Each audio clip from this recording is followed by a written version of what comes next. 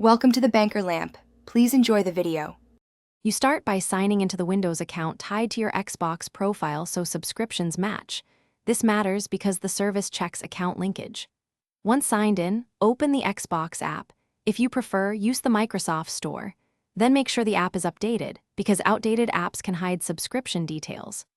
Also, verify your Internet and Windows updates, since the Store and Xbox services need current system certificates. When those basics are done, proceed to view your account details. Once in the app, click your profile icon and select Manage Account or Subscriptions to reach the Services area. This step shows active plans and billing dates.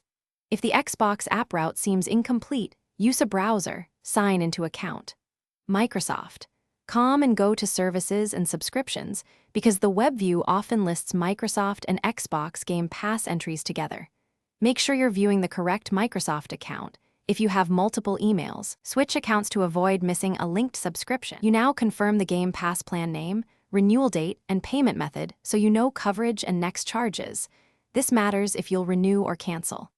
If the subscription doesn't appear, sign out, restart the app, and sign back in. Make sure to try other Microsoft accounts you use. If that fails, run the Windows Store troubleshooter or contact Microsoft support for billing verification, because sometimes cached credentials or payment issues prevent the subscription from displaying correctly. Thanks for watching. If this was helpful, leave a like and consider subscribing. See you next time.